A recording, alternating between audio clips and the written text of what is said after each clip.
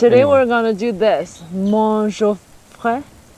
Yeah, kind of, yep. But not the whole thing, not the whole thing. Only like 10 kilometers we're gonna do out and back. This is the trailhead. Today is overcast. Cool and overcast, perfect weather for hiking. Yeah, pretty nice. We'll see what kind of birds we see and how is the trail condition. Oh, this is cute. Check this out. Okay. It says these mountains are free access, and it's a little funny word, but free access meaning everyone's free to access, and free, money free. In English, we mix those up a lot. Oh, I got it. So libre d'accès et gratis en plus. A little. Anyway, so enjoy, profitez, profit, enjoy. Les amis des Groulx. They go, all right, cool. And Friends of the mountain.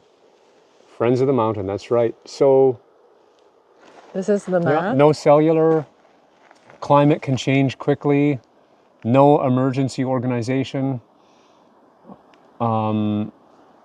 Emergency can take 6 to 48 hours or more before being deployed in the mountains. Doesn't mean they found you by then. Trail is difficult. Do at your own risk. Everything here makes perfect sense. We're here and we're doing this. This is almost exactly, this is interesting. That's not what we're doing. We're supposed to be doing this, Sentier Jauffret. It's also labeled here. This is the one we're doing. We're going up to about 960 meters to this first little lake here. The trail actually continues as an out and back all the way to here, I think, and then back. So it looks like we're just shy, but there's actually a significant climb here. Another, who knows? We'll see how the time goes. Play it by ear, but that's the plan. This is our chief trail planner. So this is cool. The trails were created in the early 1900s by hikers. Let me make sure we're starting out right. Okay, looks good. I just know to follow the red dot. I think that's right. That might change halfway. The first sound of the northern forest is white-throated sparrow. I'm very excited. This is our first official hike, and I haven't hiked for a long time. I thought this is really nice. It's Great much job. more maintained than I thought.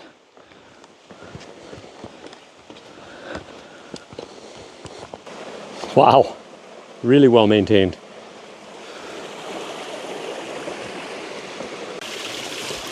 This is so neat here. I'm assuming this is natural. And this little bridge is man-made.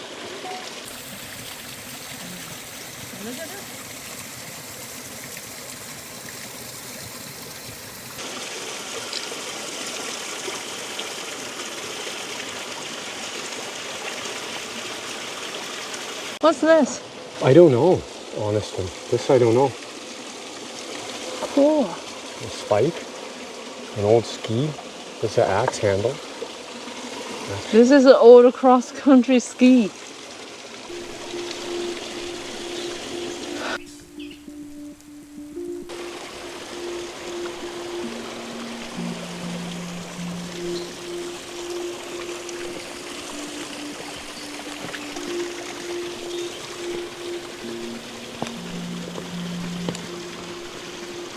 Wow.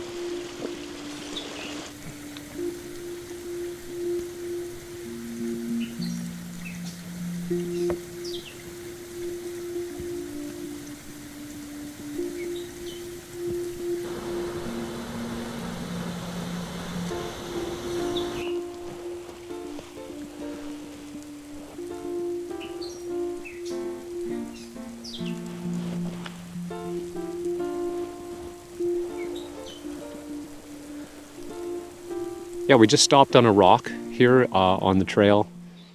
We are about not halfway in and not a quarter of the way done, but we just were getting dry. So have a little tea and stay hydrated. Pretty birdy, actually. We're pretty... We caught them during their lunch or breakfast time. It's not when they are yelling, it's they're quietly foraging. Zero sounds, actually. And the forest here, like the brush and the trees are pretty dense. Very dense. You know, I saw them land somewhere and I go in binoculars and I kind of just lost them. Yeah, but we gotta say, the important thing that we've learned with birding over the years is observe boring birds. Okay, so the first bird to present was a dark-eyed junco. Big deal, right? Then 2 dark-eyed juncos jiggle around each other. Wait a sec, the other one wasn't a dark-eyed junco. It was probably a least flycatcher. We got to look it up, but it was a flycatcher for sure, with a great big juicy fat worm in the mouth, and they were kind of tussling.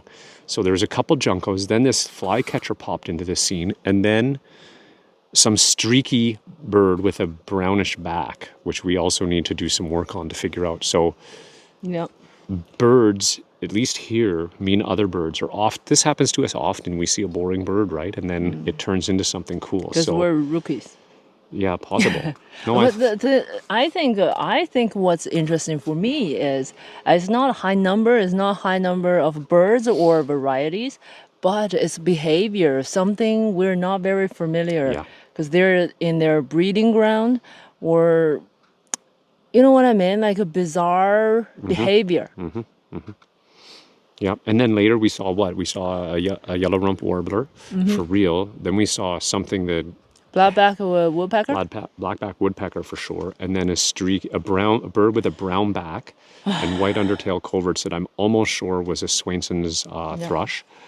The weirdest thing we saw was the ground forager, who is around the robin size, streaky breast, but with a yellow patch. With yellow wing pit area patches. So First, I thought we it both was saw a it. butterbud, but then the size is different. It's a forager on the ground, a longer And no tail. butter on the butt. No butter on the butt. We got a clear look at the butt. There was I gotta just a look at yellow that. sides. I hear birds. Okay, see you later. See you later. Doesn't show much, but it's very soft. Whew, feels good. Hello, I sound creepily close.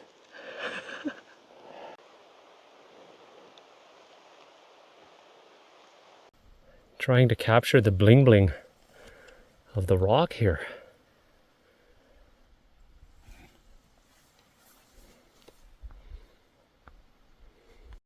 Okay, so we just came up this gradual. We're going to do a mini climb here, right? And then another gradual. Yeah. And then we'll have tea here before we start to really climb to the end. Sound good? Sounds great. Awesome.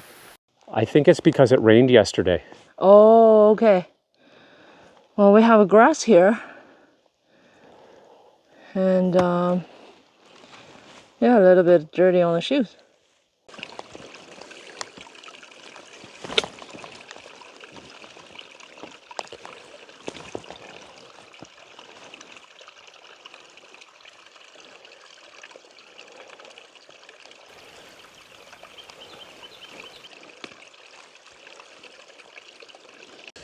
Oh boy, I'm hungry.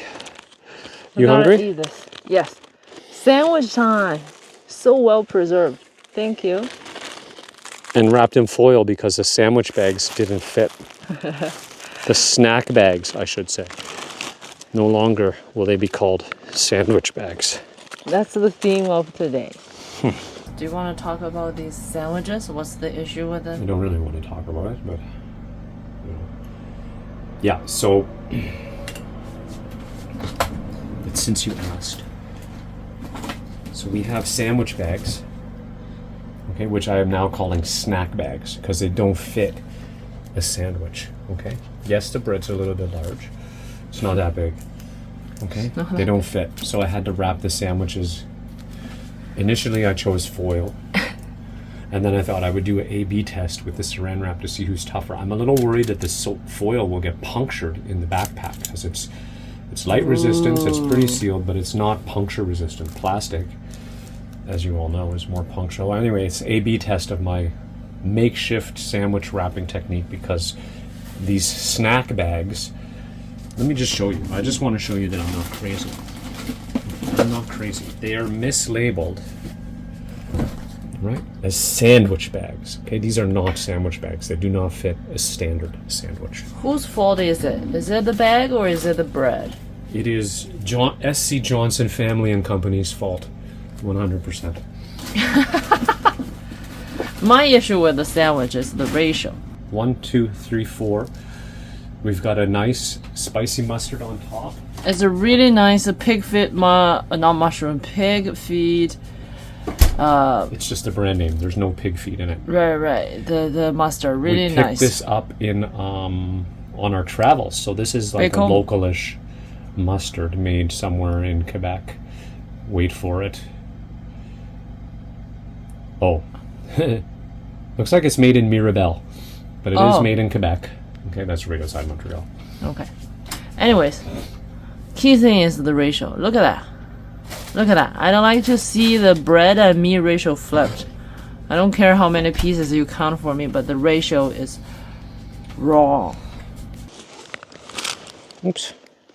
So we went about 3 to 5 kilometers. We were planning to do 5 and come back, but we look at the time and it's okay. We look at the time. Why am I showing you Phil? Because he's about to show us how to eat sandwich like a pro. Oh.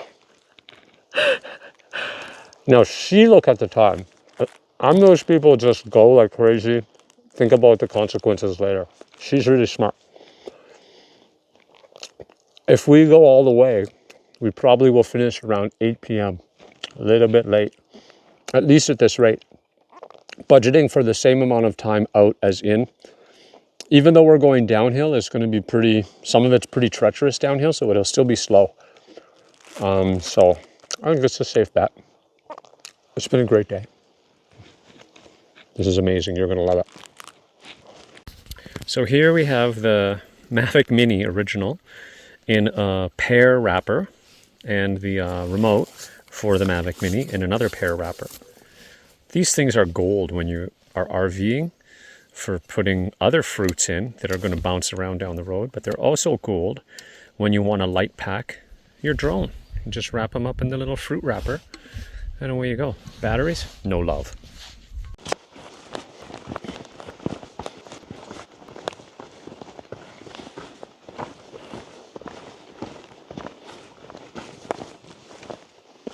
You still see it? I'll go get it, okay? No, keep going. What? You stopped a little bit too early. The whole trick is you got 2 shots for the price of 1.